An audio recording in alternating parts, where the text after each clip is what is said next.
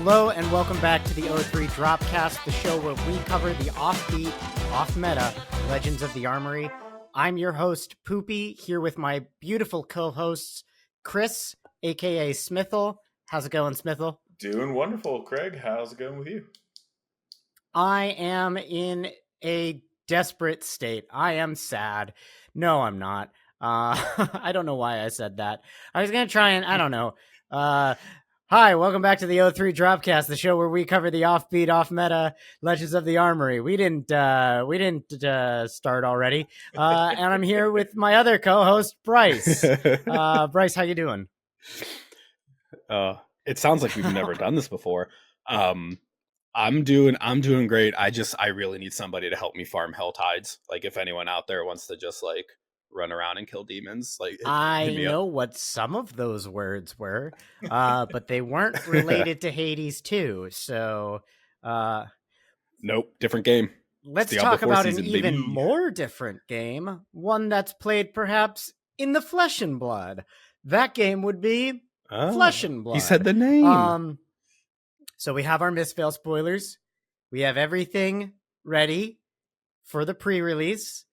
I think it's only natural that we go through the sacred rite of all Flesh and Blood content creators. We got to make a tier list. I mean, if we don't, are we really a show? Got to do it. I don't think so. And I think that anything that we say is the definitive truth of the matter. But before we do that, let's talk about some new heroes that were spoiled. Ones that are not going to be in Classic Constructed, but will both be legal this skirmish season in Blitz. And first up, we have Blaze Firemind. This is a young wizard hero. Blaze says, whenever you opt, put energy counters on Blaze equal to the number of cards looked at this way. And once per turn instant, remove X energy counters from Blaze, banish a wizard non-attack action card from your hand with an effect that deals arcane damage equal to X. You may play it this turn as though it were an instant, and it is only available at an in-person event.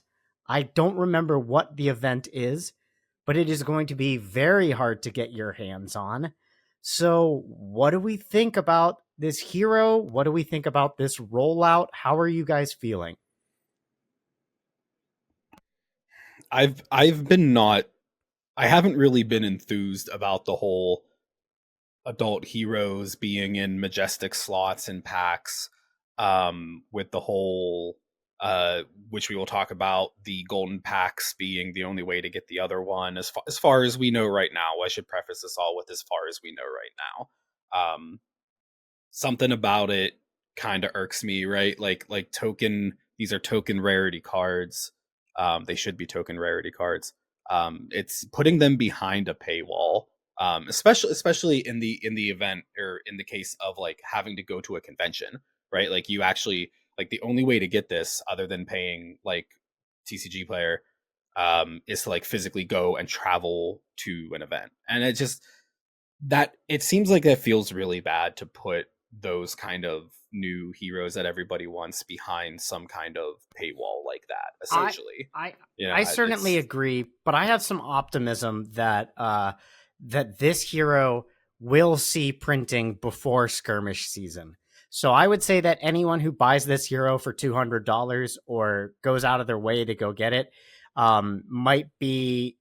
it's a risk. I don't know for sure, but it's certainly a risk. Yeah. This hero to me looks like a great hero for whatever the first strike product is. We don't know what it is yet, but it could easily be a product that they introduce a hero in before that hero gets introduced in a set for Classic Constructed, or maybe it's just young heroes. Yeah. But I have faith, looking at this hero, that this is not going to be the only way to get this hero by the time that it would matter. It still seems like you're having to, like, it's like an early access hero. It almost feels like, right? Because we've had people also, Matt specifically, bringing up that, reminding all of us that LSS has said there's going to be a new arcane set, Yes. basically, right? Like it's just an all arcane set, Runeblade, new wizard popping in just as the set is announced. And yeah, I can see them using those first strike decks as literally like that's as the name says, this is your, you know, first shot with heroes from a next set. So if that's the case, I think that's a neat, if that it is what ends up happening, if that is something that they decide to continue to do, I think that's kind of neat. As a, like, you get to, you know, play it really like half a set early, but then it's still like, okay, that would be cool if that was more widespread. Still having to like travel to get it makes it feel a little bad. But like I said, this is all, you know, predicated on we don't know what's actually going to happen next with this. Right now we're just going off of what we've seen from like press releases and a single well, definitely not a single box break, but a single box break session that aired what was that, 2 nights ago now? About 2 nights ago. Now, one of the things that I feel with this hero, that I think, I don't know if I would say it's being overlooked, but people were comparing it to Kano, rightfully so. I mean, it's like a Drakai wizard, right? Draconic border, the Volcor border, right? Not Draconic. The so Volcor, it's got very, and I mean, it is a very similar, you know, the way the cards it's going to be playing seem very similar.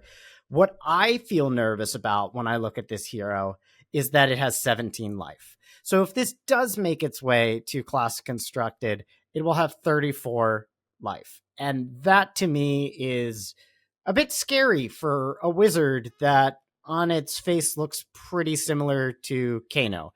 I mean, I've seen people pull off some insane turns, or at least theoretical turns with this.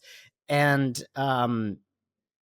you know, I think that if this hero does make its way to CC, it's going to be very powerful. And I think Wizard operates on such a different axis than most decks that it's much like Illusionist in the way that people feel about that. Is the hero is just so fundamentally different from how other decks play. It feels like they're different games.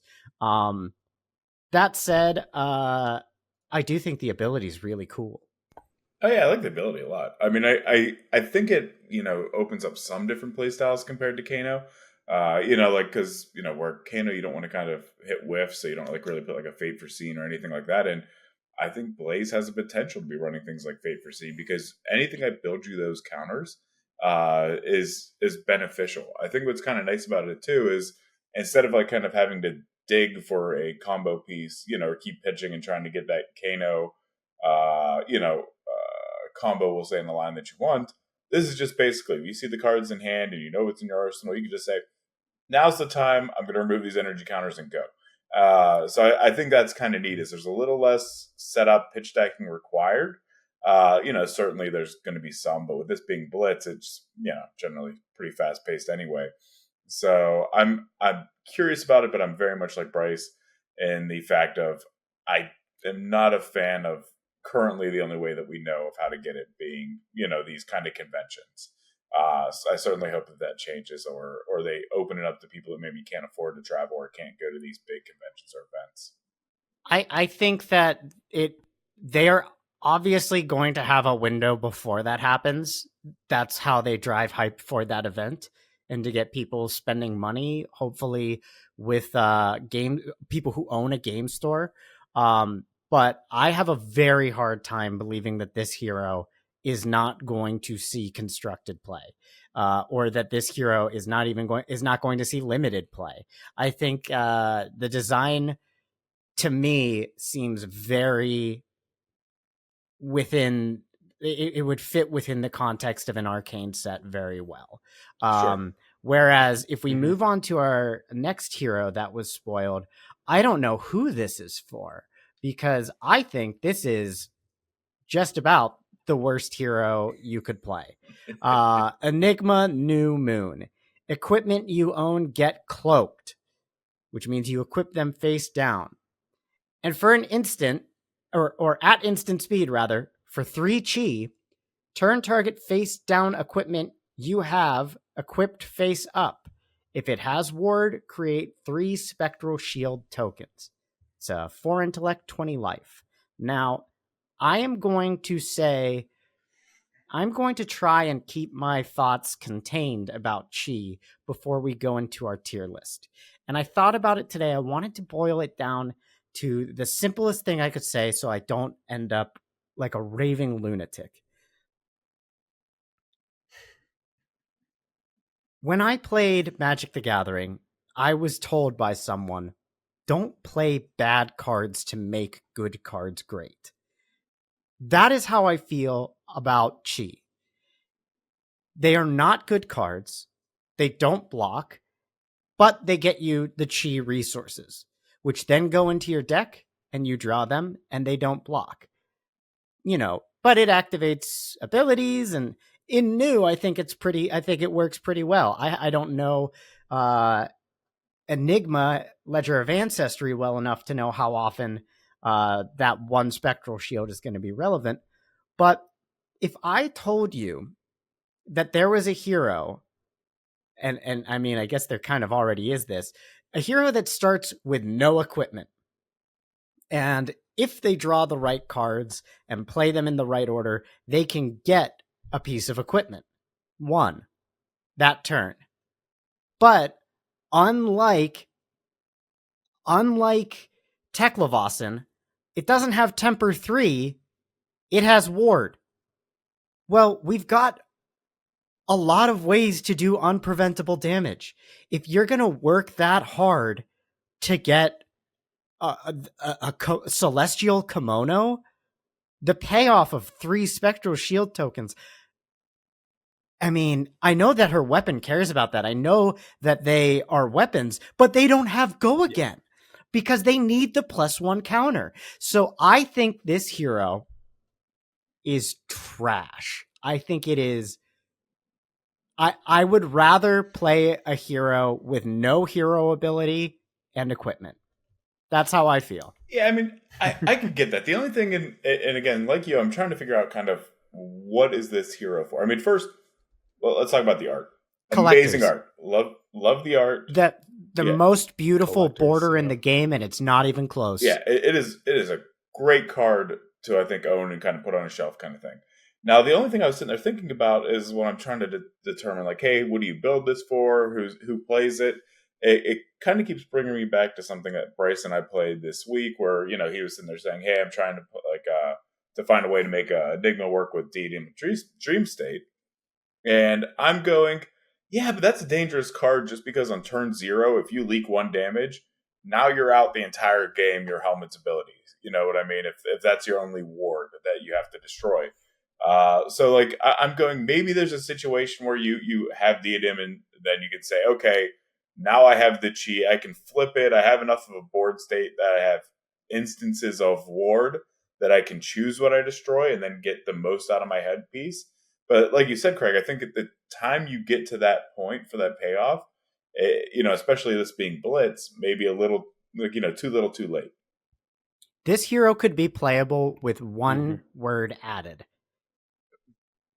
Cloaked, you may equip them face down. 2, you may equip them face down. Yeah, may would because be not nice. having, I mean, that makes it so much better because then you do get to decide when your kimono and your diadem get to enter the game, and that's sort of what I think a lot of people wanted from Enigma. We're like, oh, she's gonna care about ward. Well, maybe we can get some way to turn off our ward on equipment.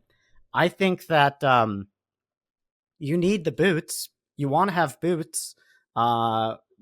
No matter which illusionist boots you're playing, but to have to play a blue card, then a transcend card, and then pitch it to get Wave of Reality.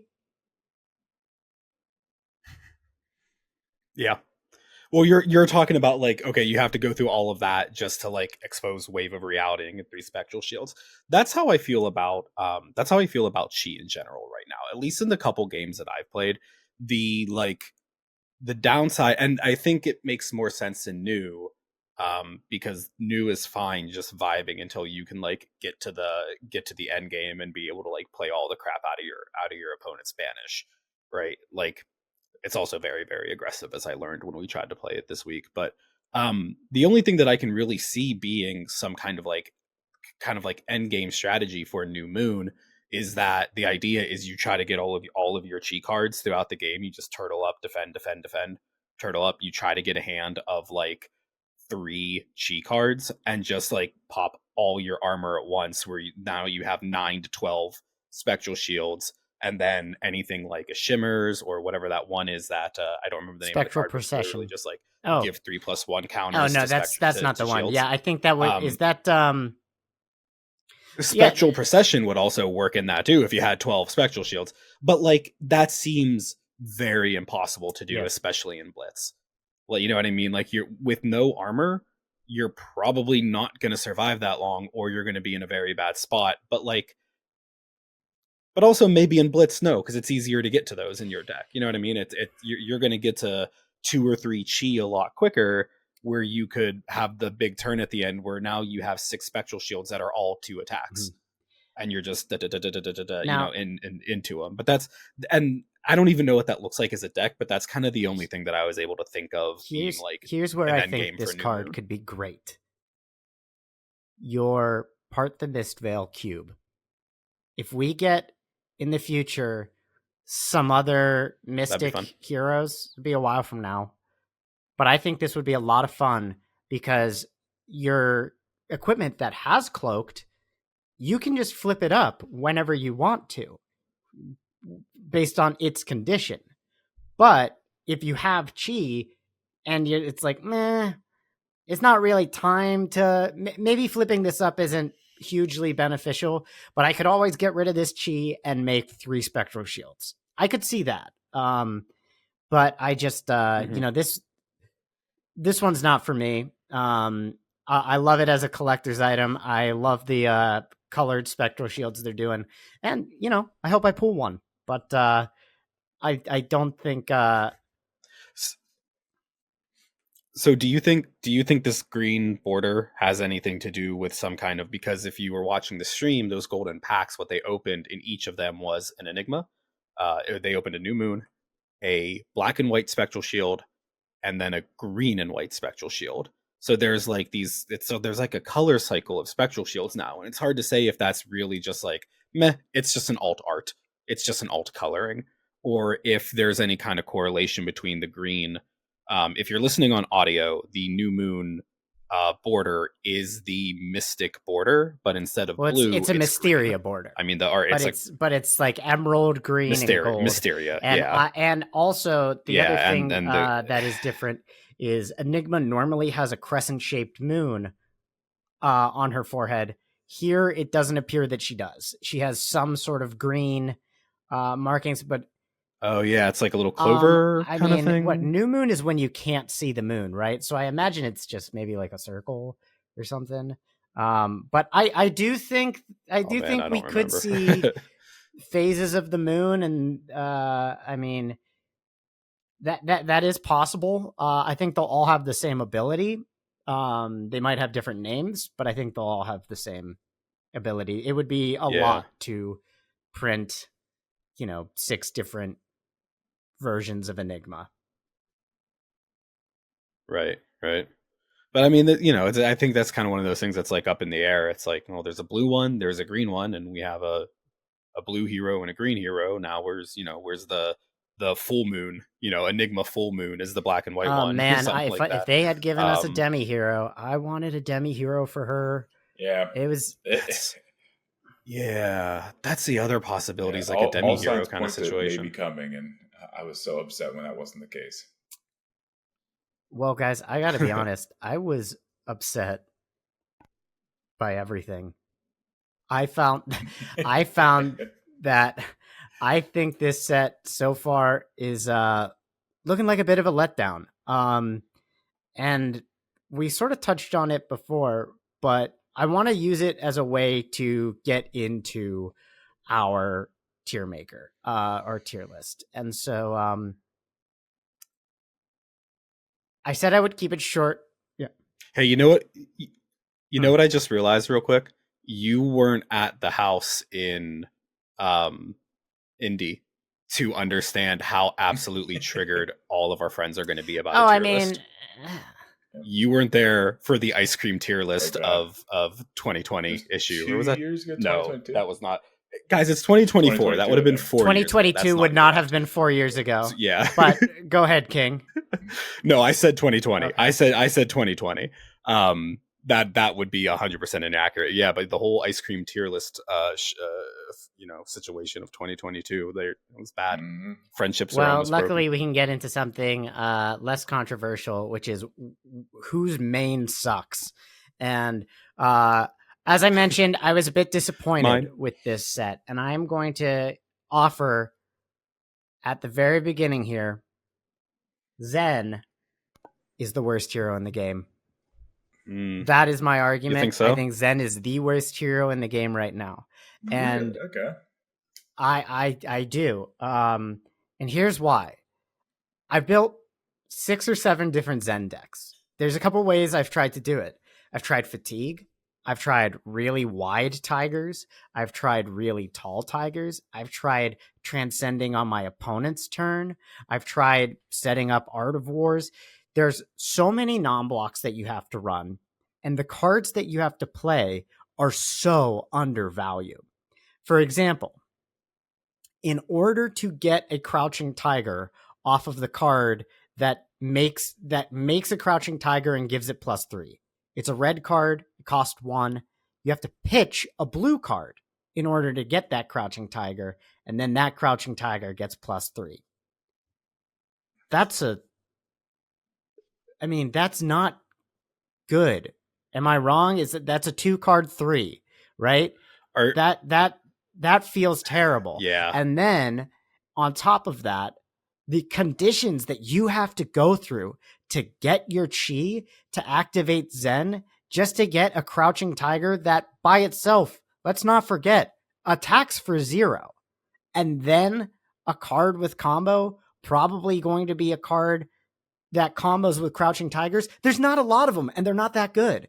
Pouncing Key is the best one. Mm-hmm. If you transcend that turn, the resource that you make from your chest still doesn't pay for Pouncing Key. So I don't see a way that Zen becomes a good hero. I have tried a hybrid list with a bunch of combo cards and trying to set up for the Mystic Beast, the Shifting Winds of the Mystic Beast, which give your Crouching Tigers any name you want. And you could do Head Leads the Tail with that, or you could do that into Head Jab, that into Spinning Wheel Kick with just a bunch of tigers. The problem is you have to pitch chi for that. To get tigers for that card, you have to pitch chi.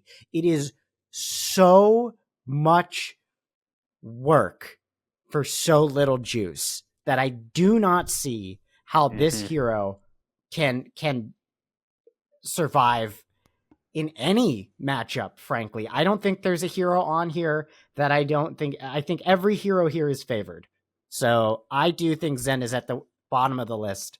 How are you guys feeling?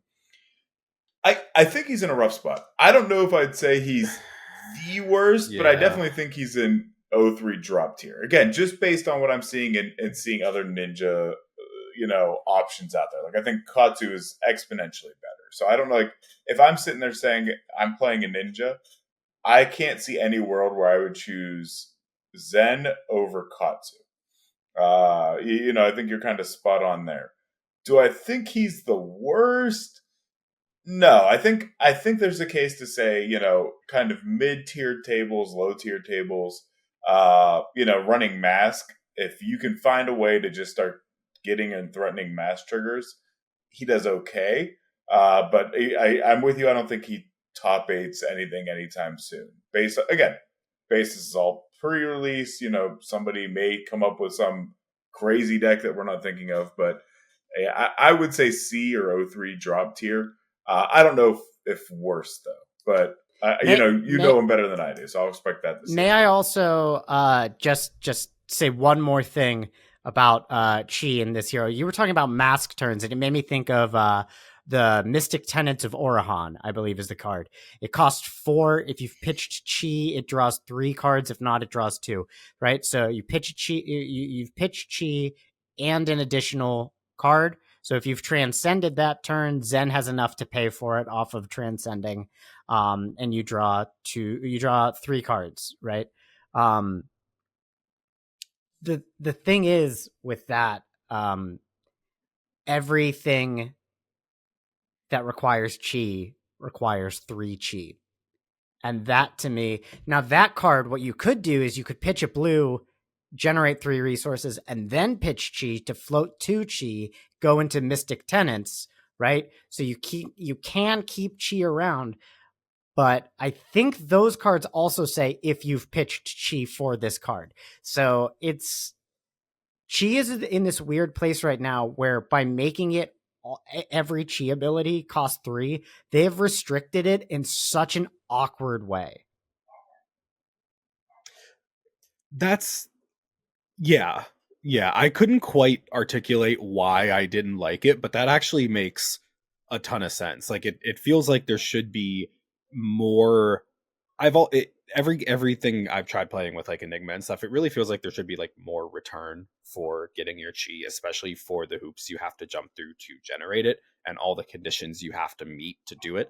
So that kind of makes sense that it feels like there should be cards that only cost 1 Chi that allow you to get more value than just activating your hero ability or doing this one thing. Like if there was armor in this set that had a 1 Chi ability, like 1 Chi, do this, and then you can play a card that costs 1 Chi, and then maybe do another armor ability that costs 1 Chi. Just because it just feels like, that's like I said, I couldn't really like figure out how to articulate it, but that kind of like made it click in my head why I'm not super enthused about it. And I do think that puts him like pretty low. And like Chris said, it's entirely possible that we're just idiots and somebody out there is going to crack this in like the next week and we'll be like, oh yeah, duh. His okay, ceiling's super high. But right now it doesn't very, make very sense. high ceiling, yeah. Well, yeah, because you did your like it was a 555 damage. Also, my dog just ran in here. He's a little loud today. You can hear him grumbling. He also is upset with the ninja. I'll also say, so the mystic ability for Zen, like the thing that makes him different from ninjas is that mystic cards, when you pitch a blue for them, they make a crouching tiger in your hand, which is how you get the payoff for, I believe it's called Tooth and Claw, which is another one of those cards that cares about, it's like trimodal. I don't know if I just made that word up. I'm very smart, but it gets that's better. Right. Reveal 1 tiger, go again. Reveal 2 tigers, +1. Reveal 3, draw a card. That's such a huge commitment. But so I feel pretty comfortable putting him here. I think he'll be a powerhouse in limited when you can run multiple of the same card. When you can run multiple of the ones that give an attack go again, he's a powerhouse. Yeah, I think he's a limited hero right now. I would fully agree. I agree. Let's move on. Do we want to go with the new heroes or do we want to go with ones that we know? One that in fact, I think since we already started with the 03 tier, let's check in with Chris's main boy here, Olympia. Is Olympia still trash, or has this new card broken him? I do believe Olympia is still in the trash tier. I love his new card a lot. I like the way people can build it. I think there's still some good Decimator or Great Axe builds out there too yet to be discovered. It is just, I feel like there are so many things that Olympia can fail with that even if people like really lean into the new card where it's, hey, I can get equipment and I can put things back and all that, then you kind of fall in this Azuri category where now all of a sudden you are dedicating a large portion of your sideboard to equipment that you may or may not be able to equip. You have to be wagering, you got to be winning the wagers. There's a lot of ways to kind of shut Olympia down right now. I still think he's probably one of the more fun heroes to play, especially the Great Axe build, as I call it, trash Olympia. But I don't think he's there yet. He still needs a kind of a lot of resources, or I would love to see LSS develop some cards or some equipment that say something like, when equipped from inventory, do X. That way there's some kind of like enter the battlefield kind of trigger. Then I think we're going to find more unique builds. So Olympia, again, very similar to Zen. If I'm playing a warrior, there's nothing in my mind that says, let's play Olympia over Dory or Bolton or even Kasai. So yeah, 03 drop tier. I think Olympia belongs down there. So Brice, do you have anything to add to that? Because I don't know that I do. Yeah, I'm not a big. I'm going to go ahead and trust Chris on the Olympia front. I think I played like. I'll keep him higher than Zen, and I think the reason is Warrior's awkward hands are better than Ninja's awkward hands because of the reaction step. Mm-hmm. You can at least fake things. I can agree to that. Okay, great. Let's Brice Kasai. Where's she at? When I play her, it's 03 drop tier. When a competent player is playing, I'd probably say B. I know it, and that feels bad because I know a lot of people have had a lot of success with Kasai. She won the what was it called, the thing that they did where the winner of it gets a version of CNC the Battle Royale or something. Yeah. The arena, yeah, whatever that was, yeah, like deathmatch arena. The arena. Thank you. Yeah, she won the deathmatch arena, which is awesome. But that was also probably a lot of limited. I think there were a good number of limited wins. The aggro build that I've seen can be very effective. I've beaten Hatchet Dories with it, which is one of the things that's like maybe it is kind of if you're doing it, in a certain matchups, but also I just played some matchups that felt very awkward with it, and it's part of the disappointment for me is that I thought I was hoping that the sellsword plan would kind of be like the ultimate one that ended up being really cool and having to do like a board state warrior. I haven't really seen a build that kind of relies on that yet. All the successful ones have been very like aggro focused. So that also means I think it tends to like it needs to high roll a little bit to really get, because there's big turns you can do. If the hands line up right and you can high roll them, there's a lot of stuff involved there. I don't know that justifies like moving it up to A, though. I feel that she might be A. I think that she is incredibly good in a lot of matchups, specifically one that I think we probably have to get to next, which will be the new boogeyman. And it know what? Dynamos puts her up to A. The existence of Dynamos puts her and up to A. And I think that just in a meta that might get more aggressive, she is totally comfortable blocking with 2 to 3 cards a turn. I think she's in a really good spot.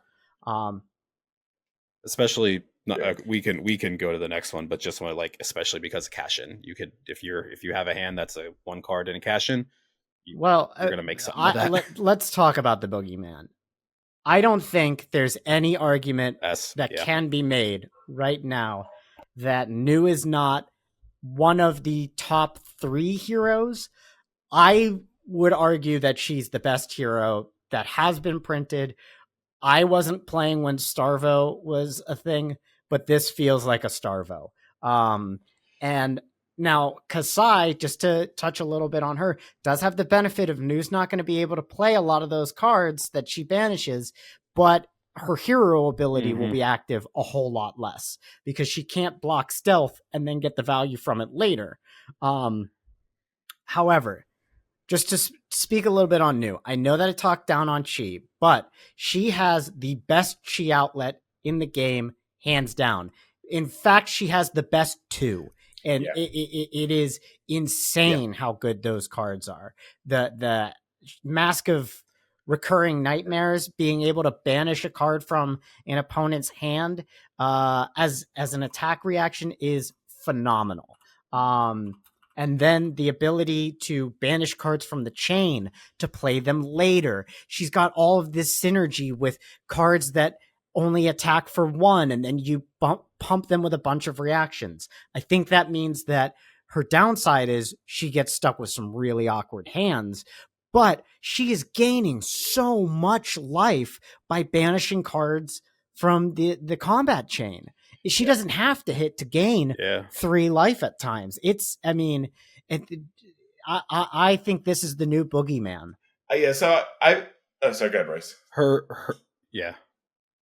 I was just gonna say her chi ability is like, her whole game plan doesn't intrinsically rely on the chi ability. The chi ability is like, there's a bunch of blue stuff in your graveyard, and now I can just do some jank stuff and play weird combos and finish you off whenever I please, which giggity, that's kind of her thing, right?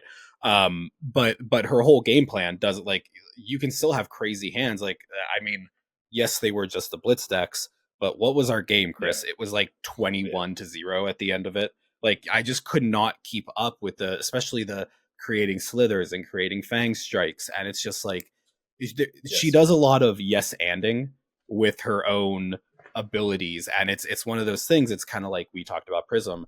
I wholeheartedly think that the text of that weapon should be your first, sorry, not weapon, that text should be your first herald or your first angel get go again. I think it's the and that makes it frustrating, and New does nothing but and. It's like, I'm going to do this, and now I can also that fang strike, just generate one for free and then immediately use it, and also banish your stuff, and also really bad on hits, and also I can do the chi to play stuff out of here. There's like so many different ways that she can just turn zero. It's turn zero. A little intimidating. She can, like, theoretically come in for 1 and pump it to 16, and if that card, like, if that card's like the blue double team or whatever it's called, it's going to get an additional +3, so just 19 damage turn 0. And banish, I think that would banish 8 cards, but it's also, I mean, that's an insane hand.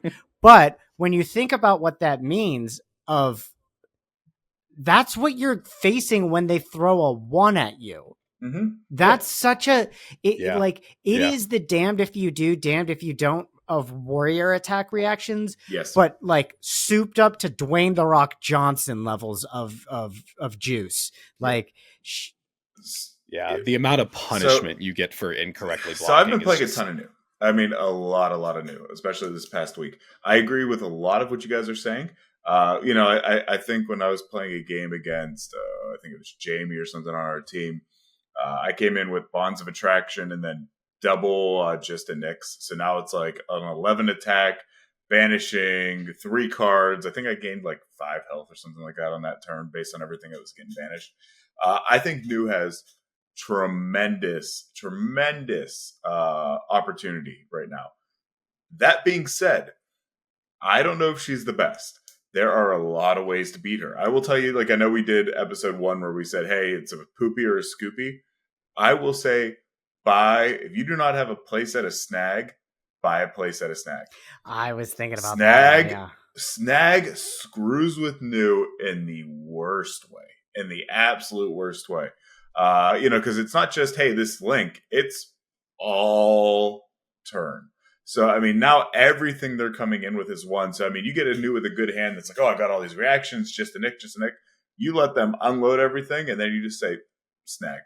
No hit, Chris, no banish. Do it live. Yeah. Go ahead, take another turn. It's 1. I'll stop it. We're all on TCG Player right now. I mean, hey, before they become the new Ripple Away or the new, it gets that thing, like, if New starts becoming big in the meta, Snag at instant speed just it shuts the turn down. I'll also say, playing into a Boost Dash. Jeff, I was on Boost Dash when we played. I'm putting up a recording of it next week of one that I beat him on, but it's only because he made a misplay. But there was one game where I made a misplay as New, and there was no coming back from it. I mean, he wiped the floor with me. I think he had like 30 life left, and by the time I lost. So there's a way to hyper aggro New. The thing that I think New is going to be is essentially the new Dawnblade Dory, where it is purely a knowledge check of how well do you know the game in this deck that the new player is presenting.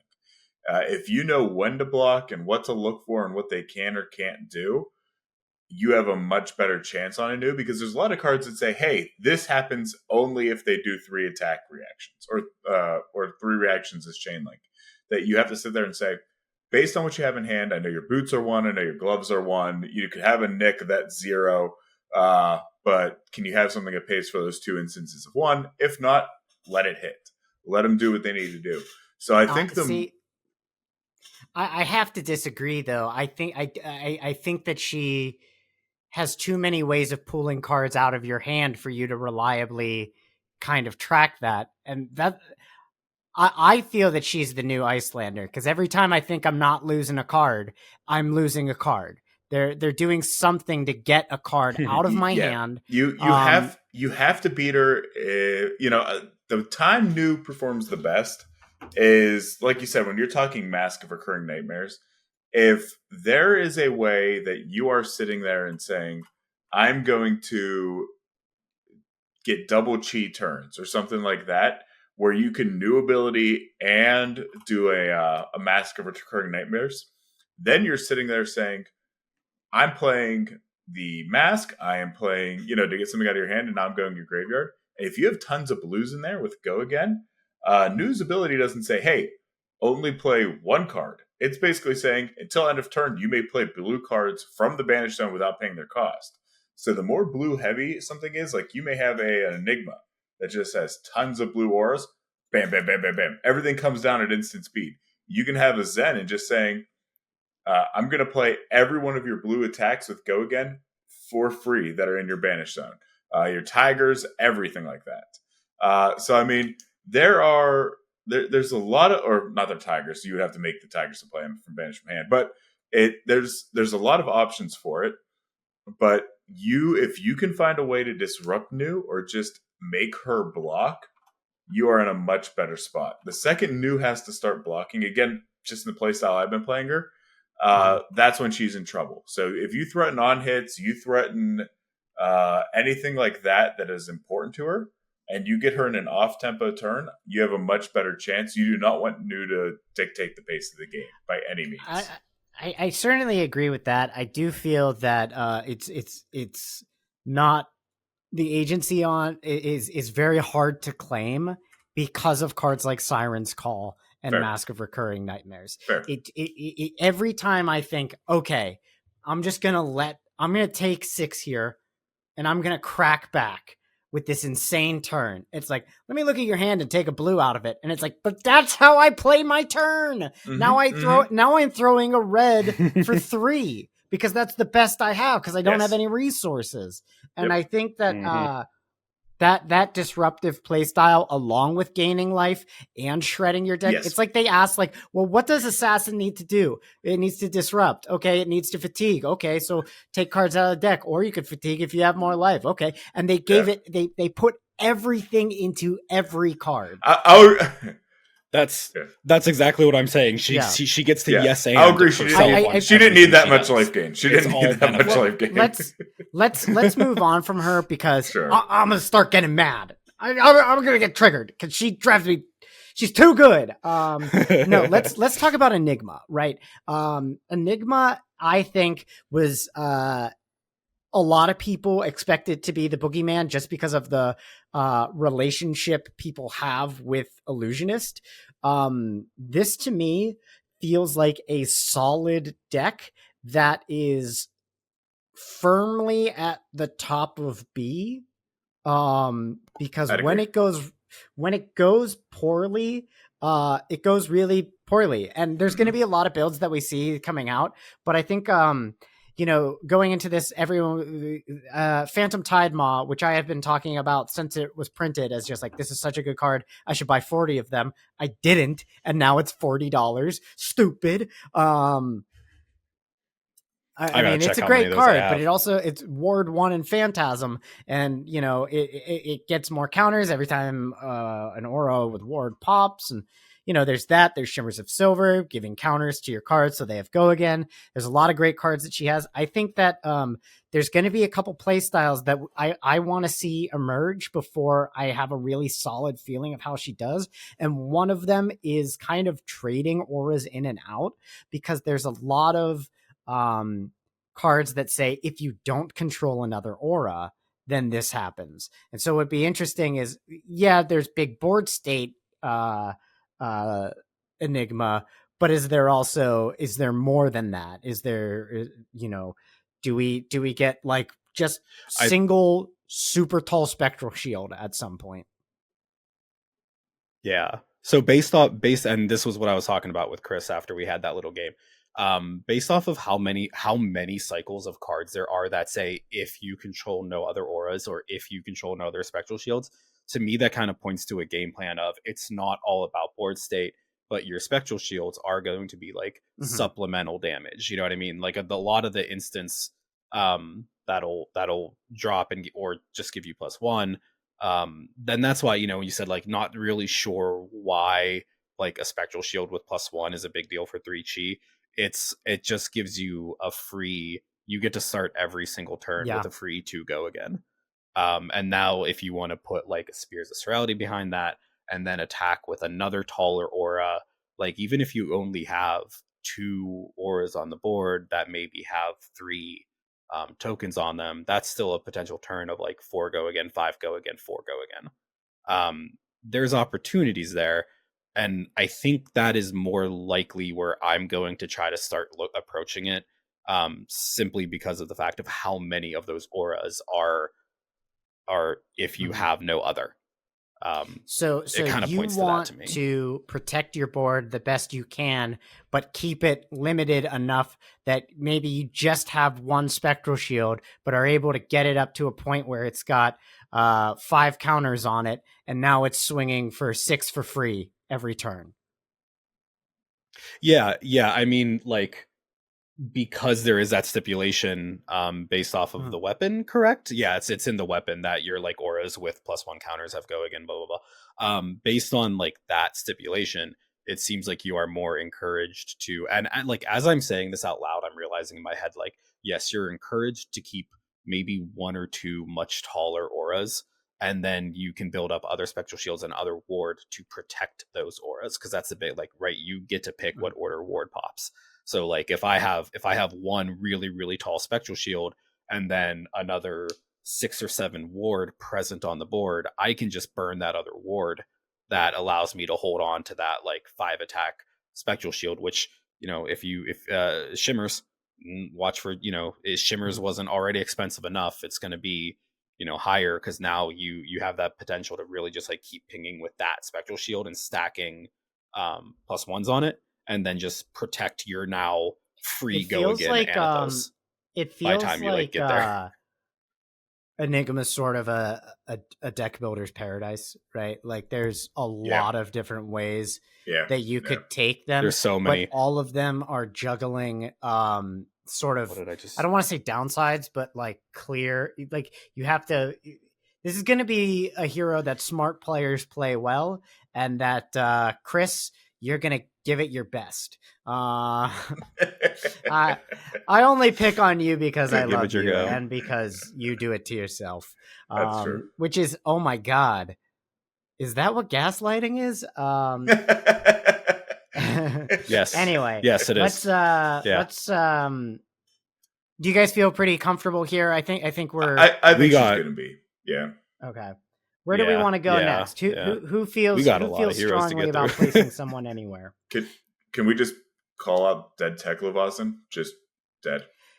Teklo's dead. I think Teklo's in the worst spot he has ever been in right now.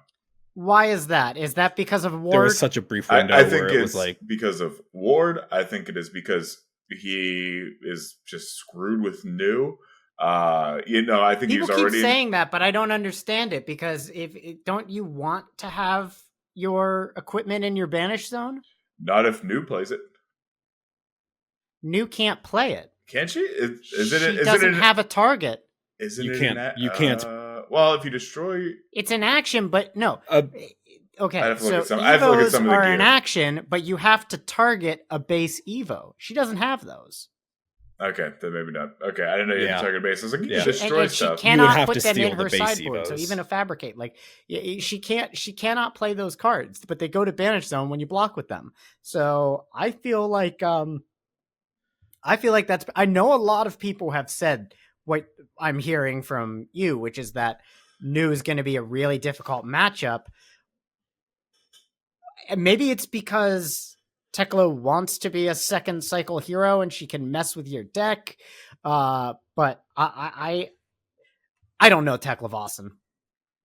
I don't know that fool. I just know he plays cards from Banish Zone and draws a card.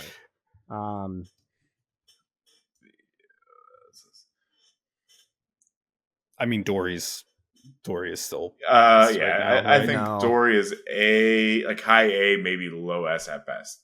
I think Dory is just consistent. I think. Yeah. I'd put it above Kasai. I'd put Dory above Kasai though. Really? Yes. Okay. I can see that. Yeah. I think Kasai is much. I don't know. Kasai has many more weaknesses to Hatchets. Hatchets is just a value game. You know, Kasai once if you outweigh, like if you just wait out all of her, you know, her go agains and things like that. Now Dory just being able to swing twice with some things on a Kasai that maybe doesn't want to block you out. I think Dory is still above it. Okay. And Brice, you think it's S, so we're in a pretty healthy spot here. Yeah, I mean, if you look at it compared to Nu, I just, the Hatchets was so good. Mm-hmm. Hatchets was just running it. I mean, we could go for a while and make the argument like between Dawnblade and Hatchets and stuff like that, but at that point you're just nitpicking. So yeah, A is comfortable. Let's work around Nu for a minute, because I think what we're seeing with both of these heroes is a difficulty for Nu to play the cards that she banishes, right? So not getting the value that she would want to off those cards. I think that a hero that I am really juiced on right now, I think Bolton's A. I think Bolton is B, and when that Armory deck comes out, he'll be A. There's a lot of support that he got, but Bolton, I guess you can say Bolton is intrinsically a little you got to top deck a little bit. You got to get the pieces you need when you need them, and if you do, huge. Awesome. And he got a lot of support being able to banish but it still is reliant from top on of deck is just there goes a third of your win percentage, your chances, right. So even if and actually, so I don't believe Nu can banish Illumina from top deck unless she hits with an attack. She can't do it with her ability. She can definitely do it. Not with her ability. If you hit with a leave no witnesses. Well, no. Yeah, with the she cards. She can't play it, but with the cards, she can banish, but she not with her ability. Her ability, if you can look, it has to be blue to banish from the ability. No, it has to be blue to play. She can banish any card from the combat chain. She cannot play. Banish all action I'm talking cards about the defending. Part, the second part. So yeah, she wouldn't play Illumina. She doesn't have a sword. No. So the second part of her text says, look at the top card of opponent hero's deck. If it's blue, you may banish it.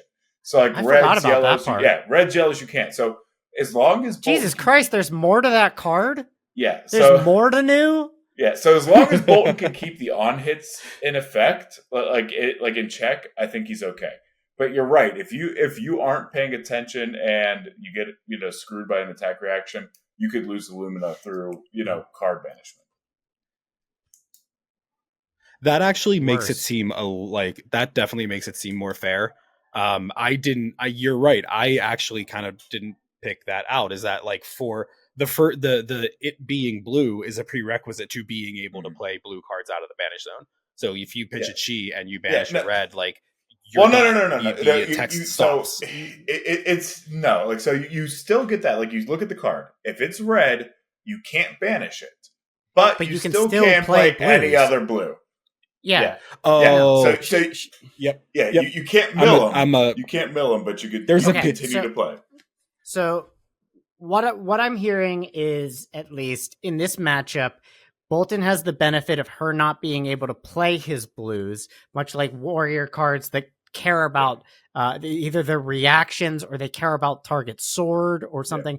They can't play them, but Bolton is one of, if not the most susceptible heroes to fatigue behind mechanologists. Yes. Because of the way that the charge mechanic works. And B, requires his key pieces.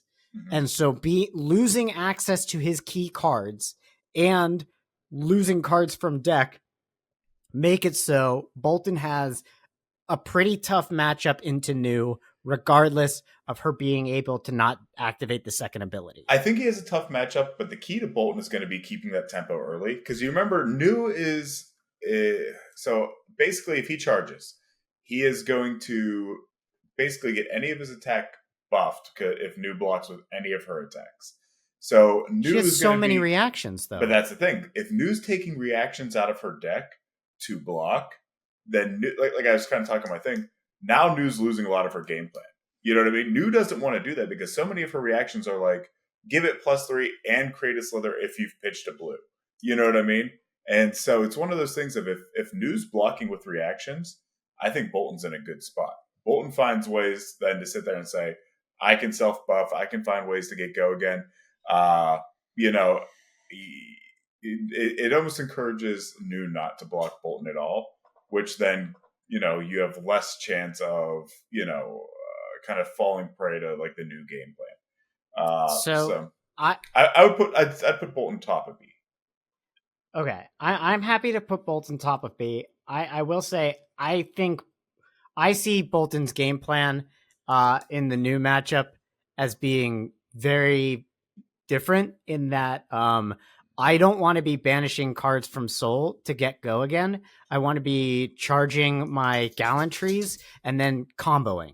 I think this is a combo matchup, not a Raiden matchup. Agreed. And I definitely don't want to, like, if she's not, I think the best thing new can do against a Bolton most of the time is going to be not to block, because I don't think there's enough go again to, he doesn't run enough reactions to be able to keep up.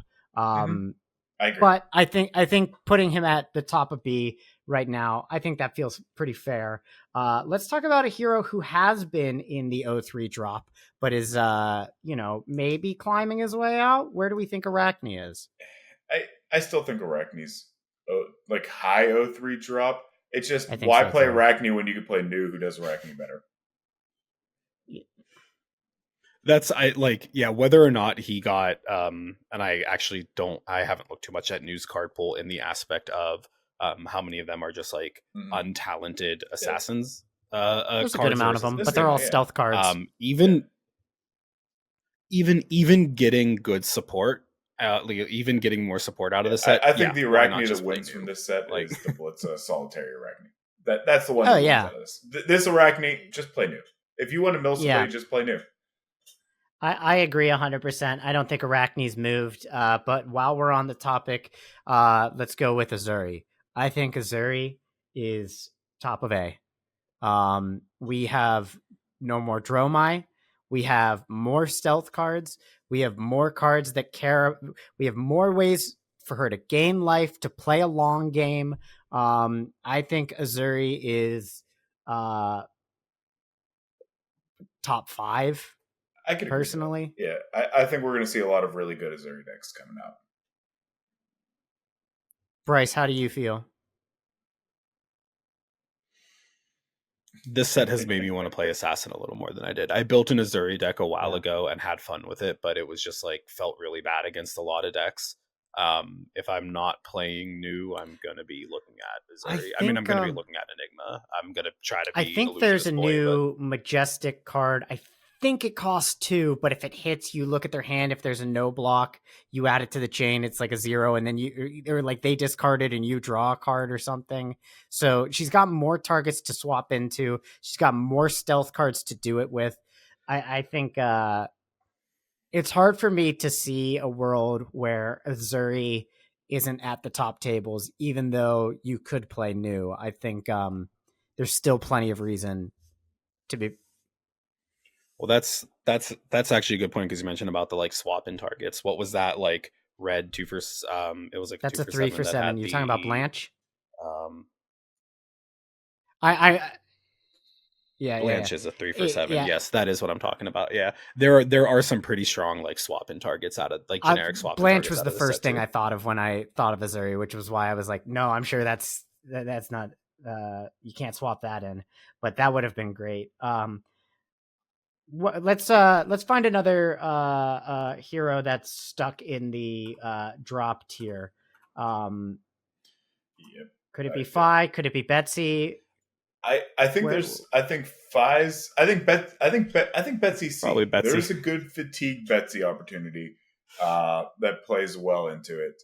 I agree that Fi, I think, is an 0-3 drop territory just because you can lose Phoenix Flame and then Fi's game plan's kind of done. I think Fi is above Arachne, though. I agree. I mean, Fi is still Fi. You know, I'm like, okay with that. But so Betsy, interesting to have her there. I think she didn't get any support in this set. She has not really seen a lot of play. People have called her like worse Bravo, and Bravo is in the worst place Bravo has ever been. Yeah.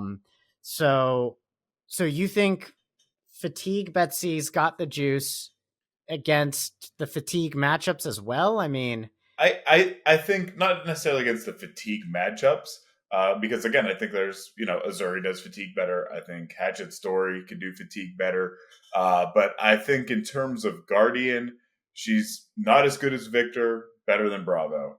If you're trying to do Fatigue and play it out, I think. Specifically, so if I'm looking at all Guardians, I put I put Victor above her. I put Bravo under her. So are we saying that Bravo is an 0-3 drop? Lower than Betsy? Higher than I don't think he's that. Okay, we start here. Better than Fi? I think better than Fi. Yeah. Worse than Betsy? Not worse than Betsy. Okay, and that's where it goes. I disagree. I think the specializations that Bravo has just make it better than Betsy. I don't think Bet Big is good enough. I don't think Chapeau is good enough to warrant Betsy being higher than Bravo. I mean, if you want to swap them, I mean, at the C tier. Oh, I thought we said okay. Like they're okay. Me personally, I think Betsy's better, but I could see an argument the way you're doing it, so I'm okay either way. Right. I'm on Bravo's better train.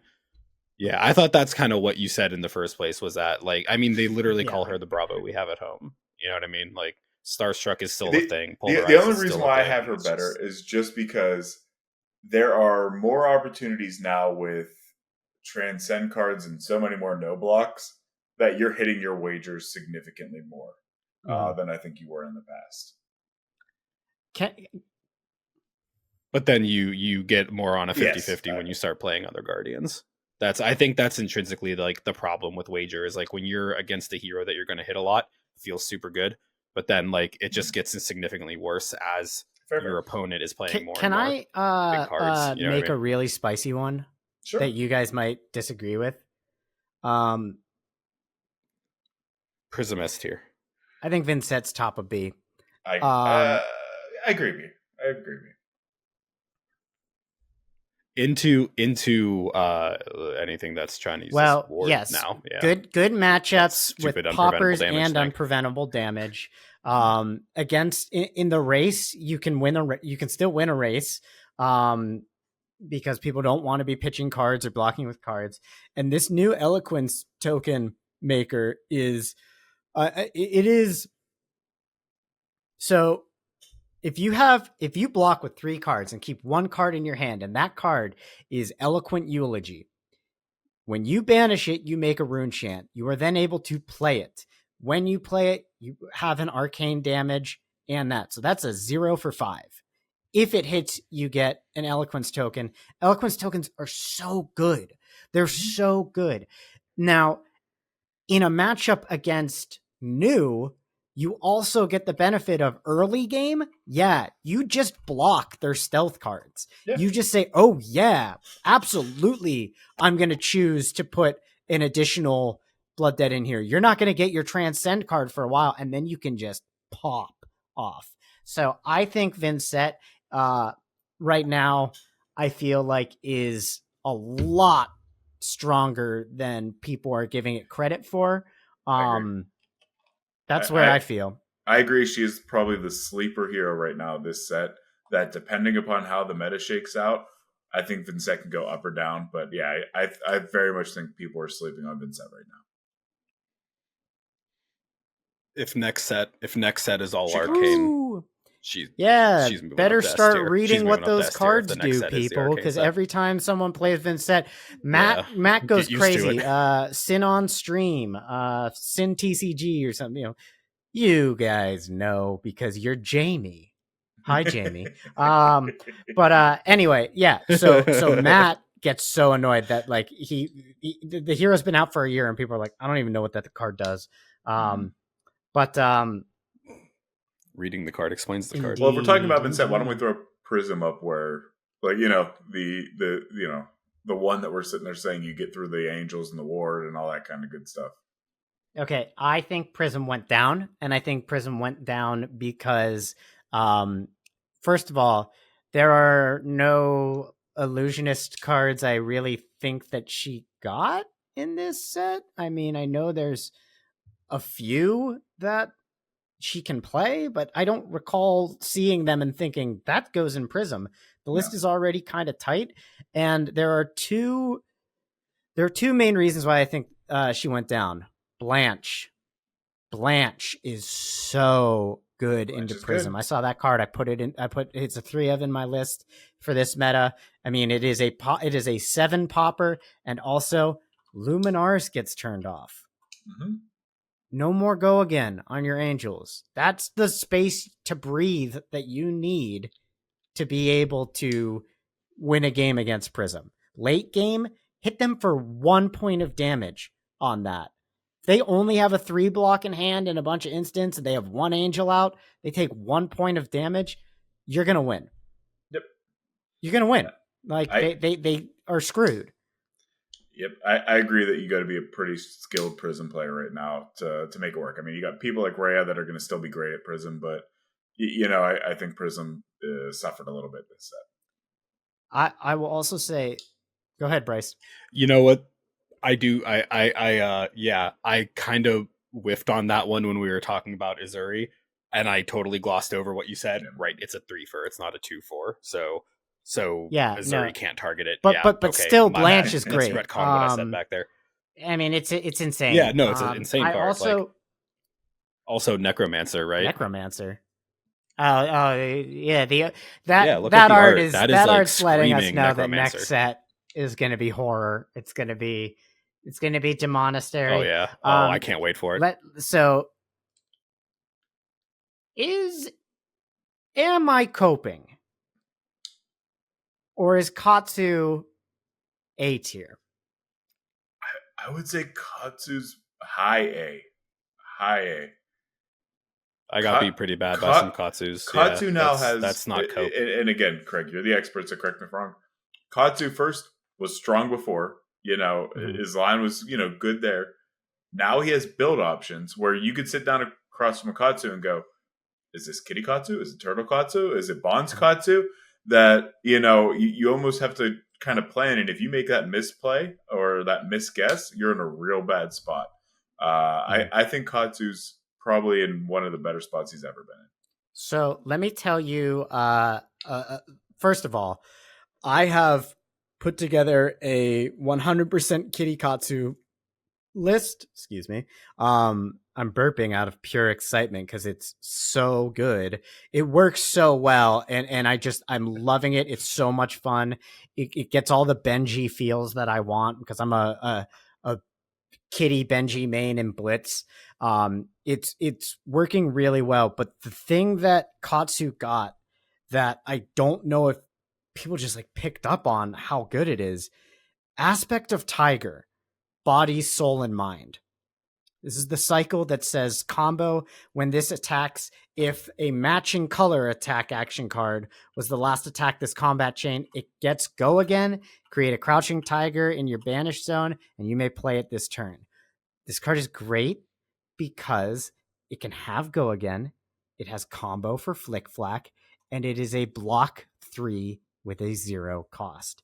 It is everything we want in a Katsu deck.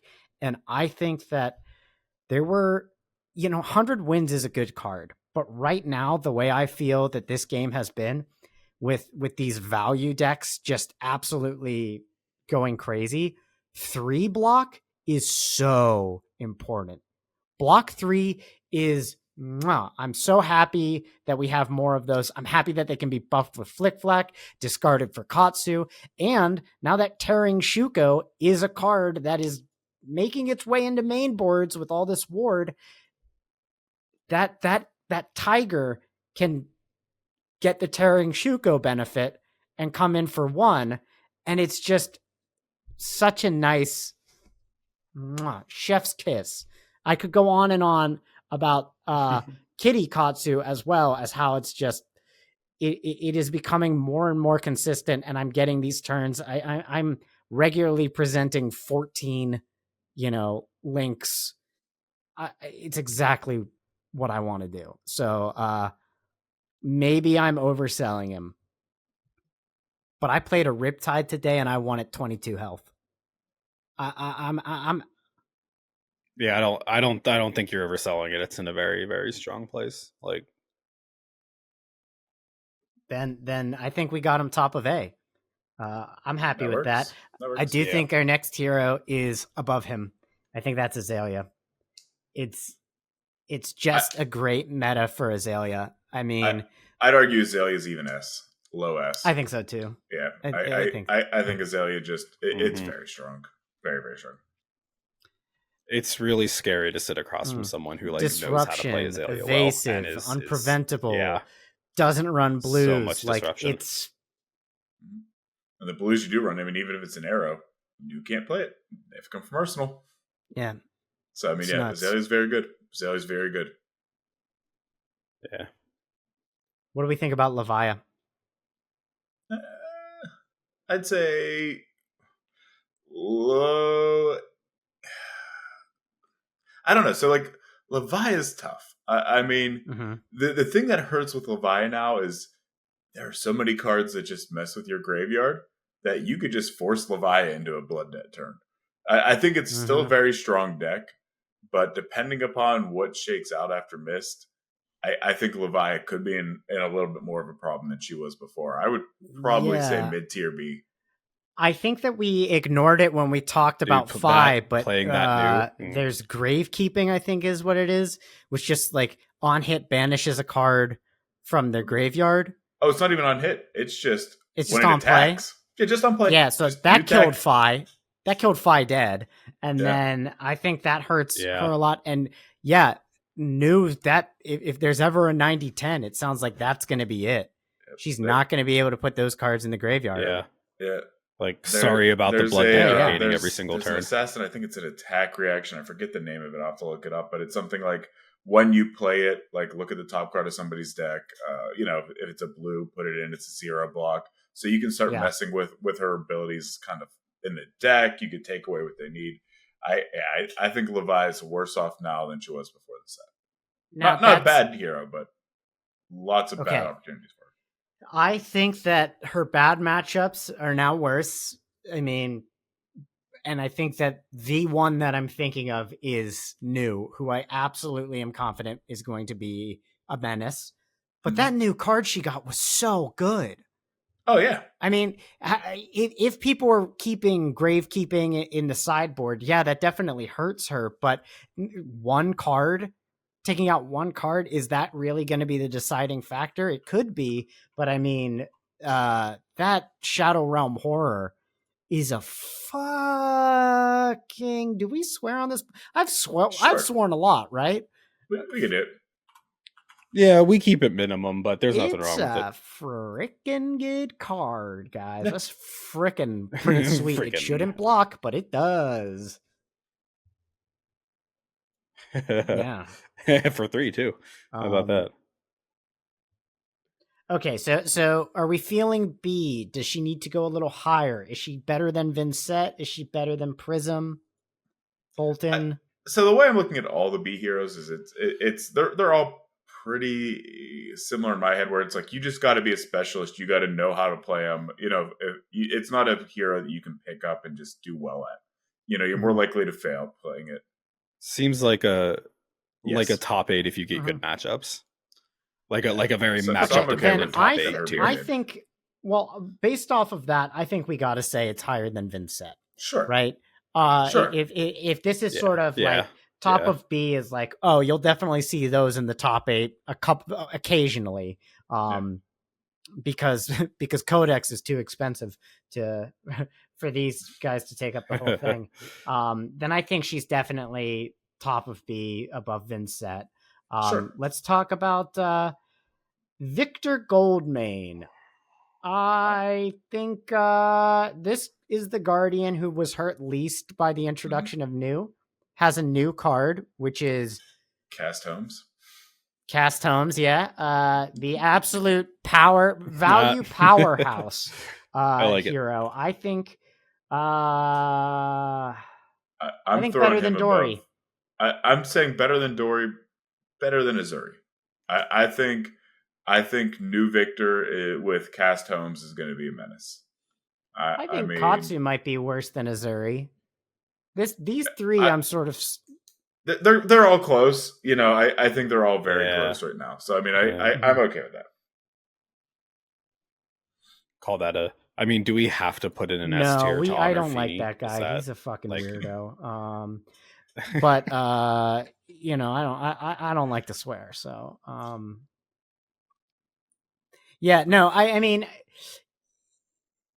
Rippy? Well, before we move on to Riptide, you guys feel good about that? Yep. Top of A? Okay, cool. Yeah. Let's talk about Riptide. Yeah. I think bottom of B. Probably same deal. Got hurt. There's a couple, but yeah. Well, Stam plays a very aggro Riptide and is a very good player. That's not necessarily indicative of the hero as a whole. There's a lot of different builds that exist, right? I think that the defensive build is in a really bad position with the amount of I know that the traps activate based off of if you've activated a reaction or it has go again or it's got additional value, right? I still think you're just doing more damage as the assassins right now. You're just presenting more. And yeah, Riptide can do some. I mean, I think aggro Riptide's in a good place. I just think that the hybrid and the defensive sort of style is not. Sure. Mm-hmm. Yeah. Okay. Let's talk about some Dio or die. It's time. It's Dio or die time. Let's talk about OG Dash. I think I'd put OG Dash above Kasai. The more we're talking, the more I'm starting to think Kasai's B tier. Okay. Because I mean, like if you look at everybody else in the A tier, Kasai I don't think holds a candle to anybody else. Yeah, as A tier is filling up, I mean, you can always just, if we're gonna rank within the tier, you can always just say the bottom of A tier. But at the same time, stacked up against everybody else, it seems. The only reason why I like OG Dash is pistol plan is still good. You can do boost. You can build your deck to do either one and adapt to either situation. Like I said, I struggled as new into the boost dash. Certainly was against Jeff, who's great at it. So I could see a new losing to it. Just there's a lot of pressure coming out from boost dash early that if they get that good start and they just don't block either. Teclo Pounder, man. That Teclo Pounder will clock you if you're it's tough. If they're not blocking and you're not blocking, they're probably just getting more value. And if they know, hey, I'm going to fatigue myself anyway, they're just going to keep going. So I mean, I like OG Dash right now. I like her a lot. Mm-hmm. Brice, do you feel that this is a good? I don't know. I mean, Mechanologist is not a class that I put too much thought into. I tried to play it a couple times and it just didn't. I don't know. I don't really have a reason for it other than I didn't really like it that much. So I do know that I think anything with that much aggro and damage potential is just good right now. Matchup dependent, the aggro just kind of can't be beat sometimes. Okay. That's a great transition for what I think might also be a hot take. I think Max is doing really well. Max got Supercell. So Max is a great aggro hero. And everyone builds the combo Max deck, right, for the Mechanoid. Supercell cares about Mechanoids. I think Mechanoid's great. But I think that Supercell opened up a lot for Max.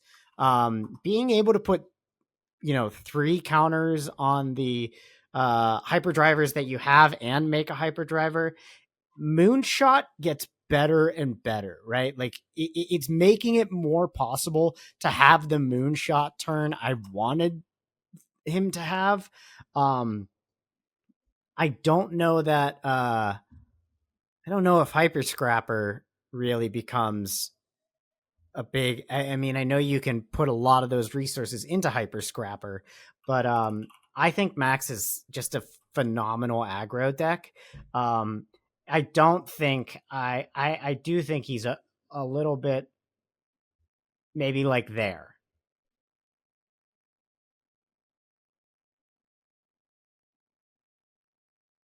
If I was going to play a Mechanologist, it would be Max. That is, as much as I say I didn't really like Mechanologist that much, Max got the vibe.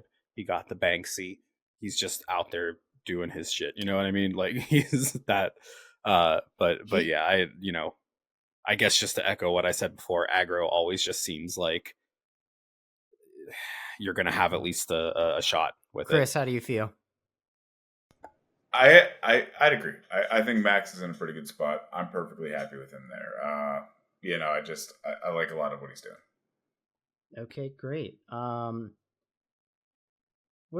Let's go to Reinhardt. A tier all day. A tier all day. I put him A tier all day. All day. I mean, he is great. I mean, you get the intimidates, you are finding ways to force, an Enigma or somebody that's going with War to only block with 1 card in hand, start popping things. You got the poppers to deal with things. I'm really liking Reinhardt right now. Okay, great. I think a really good pick into Assassins. I mean, just being able to take the traps out of their hand or just, be able to push through that damage as, not super affected by some of the on hits. Like, yeah, you can turn off a Blood Rush Bellow. You can humble them, like, right? But, so, okay, I can see that. My conceit is I think that aggro decks just got so much better that it feels like they're going to do okay into Rhinar. I don't know that I think Rhinar is A. Yeah, if you were gonna hold that card anyway, like who cares if it was intimidated?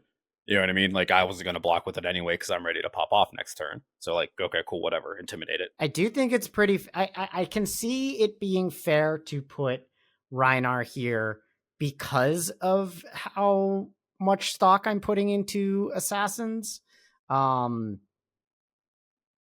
I don't know how he does into Rangers. Honestly, Rhinar is a hero that I have very little experience with, other than that in my Tiger deck, intimidating me is sometimes it's good because I want to block and clean up a hand, but it's not the most intimidating hero. From It's definitely a hero that the person sitting across from me just says a bunch of words, and I'm like, okay, sure, yeah. You're discarding things, you're doing that, and then it's like coming in for 12, and I'm like, yeah, that sounds about right. I think. Go ahead, it looks Chris. like a 2-1 vote, moving him down to B, C. What are you guys thinking? I don't think he's better than Levia. Not even a little bit better than Levia. I mean, because we have to leave A for KO. So I think KO's still S. Yeah, I think KO hasn't moved. I think KO after that armory kit. Yeah. Maybe bottom of S, but I think these are the big three, right? This is Kendrick, J. Cole, and Drake. Which one's Drake?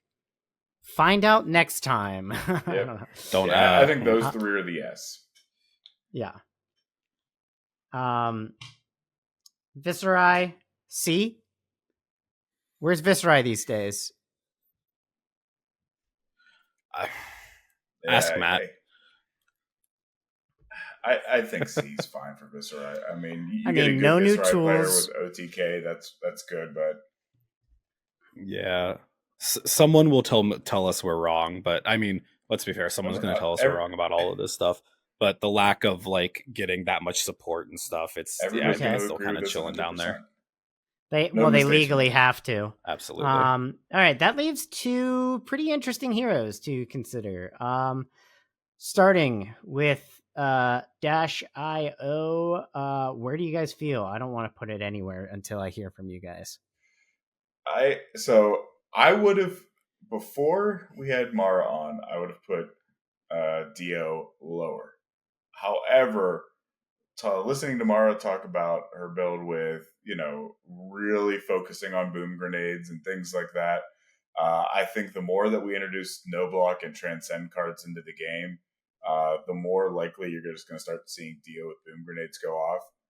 I would probably put Dio in high B, low A. Skilled pilot to perform well. Yeah. Needed, but it wouldn't be surprised to see him top 8. Would you put it? That's a good point. With like the trickery that she does becomes way more impactful when your opponent has no blocks or anything like that, and just being able. I think what I find so difficult with her though is that there are so many builds that you can do. Like there is a mechanoid build, so like yes there's a lot of trickery that she can do, but is it always boom grenade, or is it hyperdrivers, like these setup decks that want to do the hyperdriver plan, and I don't know how popular that list is, but it's really hard to judge because I feel like we've only really known the hyper aggressive Dio, and now people are starting to go, no, let's like tinker with the list. I think we settled on a list and everyone went, this is the best deck in the format, and then 2 days later was like, no, it's not. It felt like it won one battle hard and everyone lost their mind, and then 2 days later it was like, we're good, we don't want to play it anymore. Everybody forgot again. Yeah Well, it's kind of like what we were saying with Dory, with like, would you put different builds of the same hero in different tier lists? And I think sometimes that makes it like, that's just a layer of complication to like, we're going to do a tier list. Do you consider the vast amount of different builds and how some of them are like into the meta better than the others? It's like, where do you like, just the logically thought process is like, do we just kind of average that out? Like, sure, one build is A tier, one build is C tier, let's put it in B, just to like meet in the middle. You know what I mean? But okay, brings us to Kano. Kano has 2 matchups now that are 90-10 in the opponent's favor between Enigma and Prism. Yep. Kano is probably doing okay into assassins based off of how many inventory slots equipment can take up. So I think Kano ultimately, Kano got a new card. Sometimes it's a dead card in hand. I think it's hard to evaluate because Kano's power ceiling is so high. This is a turn 0 win hero. Yeah, Kano is good until people remember there's Kano. I think Kano's going to start be great for Nats. There's going to be 1 or 2 amazing Kano decks and players that are just going to scare everybody into it. And very quickly after Nationals, Kano's going to be dropping down to B because everybody's going to be throwing Oasis, AB back in, things like that. Well, that's already happened. Right? Didn't that kind of already happen? Nobody respected Kano, so some lists didn't even pack AB. And I'm seeing more people just now just going down to AB2 or AB1 even in some instances. So I think we're going to see a quick explosion of Kano again, and then people are going to get scared back, and Kano's going to be bad because people remember he exists. And the new wizard's better. So looking at this list, I want to hear from you guys an impassioned defense of something you believe needs to be changed. What do you think on here is just wrong? Give me your best lawyering. Kasai back up to bottom of A. Dynamos. You can't have her holding Dynamos and tell her that she's here's my impassioned defense as to why Kasai needs to actually be bottom of B, if not C. I have never lost to a Kasai as Trash Olympia. If a 0-3 drop hero can consistently beat a hero, I think that they do not deserve an A spot. Yeah, but no one's playing it. All you have to do with Kasai is turtle up and throw in as many D-reacts, so that way whenever those dominate turns come in, that's fine. Just stop the unhit golds. I think Kasai no way deserves it. Is that not true of other warriors though? You know what I mean? Is that just a warrior mirror thing, or are you if Kasai had the ability of Dory where she could hit with a weapon additional time? Let's say if there's a world where you're playing Twit. Yeah, it's called blood on her hands. You got to get the copper. So if I'm stopping copper and gold, what's Kasai doing to me? Nothing. I'm just watching for those turns. If you're very cognizant of shutting down copper and gold, she becomes and I'll say I think the best attack reactions for warriors tend to be Dorinthia. If they're not specialties, they're specializations. I don't know if glistening and singing are not glistening, but singing Steelblade. That's such a good card, but it cares about a Dawnblade. I feel fine where Kasai is. I actually think that the one that's standing out to me as it just doesn't feel right is Enigma. And I think the reason is I don't know. I haven't played enough Enigma. But I see the cards. I see the shape of the deck. And I go, damn, that's a really powerful deck. Because there's board state. There's Spectra. There's Ward. Yes, there are heroes that have unpreventable damage. But a lot of her cards block pretty well. So I don't feel... How about once people figure it out, it's probably going to be up to A. If that was the if we're just going on once someone defines the deck for us and shows us its power, where does it go? I think that we can say probably above Kasai, probably above Kano. I don't think above Dash. That's I would put it above Kano, below Dash. Yeah, there's only so much that you can ward. When you're just getting aggroed like that. I mean, when you're out of cards in hand, ward 10. If I throw 1 at you, ward 10. It's nothing. Care. So do we want to throw Kano then to top of B? I think you've made a good point that would push Kano down. Okay, so if we're doing that, I'm going to say 2 of these heroes got to go to C, right? Is it Riptide? I I don't think it's Riptide. I'm thinking Vincent, Okay. and I'm thinking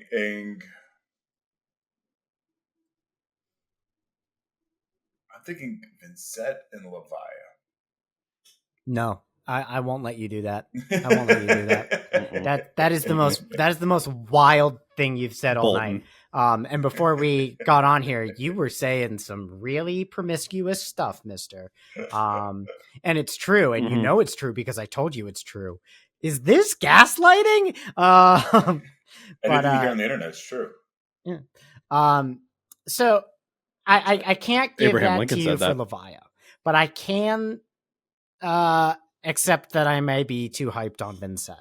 Vincent is always, at the end of the day, a hero that cannot get rid of blood debt other than by playing cards out of Banish Zone, and with more ways than ever to get cards into Banish Zone.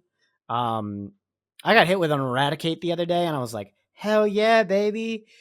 Fill up my Banish Zone. And then I had no go against source, and I was just like, oh. Yep. So, yeah, I think that's fair. My heart wants me to tell it to be able to be like, it's top of A. But I'll accept that's probably where it is more accurate. Brice, do you feel like Vincent's C tier? Yeah, I think the other one to pull down would be Bolton. As much as it breaks my heart, I could agree to that. It breaks my heart, but I could see why. Compared to the others in the same tier, it just seems like God, you guys came right for me. It's like, dude, don't you even tell me that Katsu does not belong. In fact, you know what? I've played the Victor matchup plenty. Okay, Katsu's favored now. Insane thing to say, maybe, but Katsu's favored now. Come for me, Matt Feeney. Wait, so your hot take is just moving Katsu up one within the same tier. It's not even like going up to S or going down to B. It's just like, let's scooch him over to within A tier. First of all, that's your hot take. Content creator who's not that good at the game, everything I say is a hot take, right? Everything you know what? Just for that, we're moving Icelander out of LL, okay? Let's go. Well, yeah. I mean, heard it here. It's just Cornet Peak. I mean, Ice is back, you perverts. All right, let's try and wrap this up. Last minute changes that you feel. So I'm okay with Bolton being there. I think I still think that once Bolton gets that armory deck, he jumps. Like skyrockets. That equipment and that defense reaction that they've shown are really good. Yep. They're really good. Yeah, they're pretty good. Yeah. They're pretty good. But now we're stuck with that Sweet. That headpiece, that baloney. I say that pesky baloney. It's great. No problems. But this is the answer. Y'all came looking for the answer and you found it. Absolutely no mistakes here. Definitive tier list is complete. Actually, no. We have one more thing. I can't believe I just did a tier list. One more thing. He's poopy. He's poopy's poopy. I want him to... I would not have built 6 or 7 decks for Zen if I did not really want to love him. Is this week's poopy time just the fact that we're moving him down to the very, very bottom of the very, very bottom? This week's poopy time is a reminder that in 2 years, any hero can be good. Azalea is at the top of S tier. Yeah. We have Levia solidly in B, and we've argued about whether or not she deserves to be in A tonight. Yeah. Heroes that are bad get better with new cards and rotations. Zen won't. Oh, yeah. Zen is fundamentally bad. Zen is just doomed. But maybe he's not. Maybe I'm wrong. Leave a comment below. You've already watched an hour and 40 minutes of us. Many people Why not contribute? Oh my God. Gang, we're at an hour 40, which is about 30 minutes more than we normally do. Looks like Is anyone else like just Yeah. like super That hungry Jamie right stuck now? with us Time to for this go. whole thing. Time to go get some. Thank you, Jamie. Thank you, Jamie. Yeah. What's up, Jamie? And we're so sorry to our good friend Josh for not being on Apple Podcasts.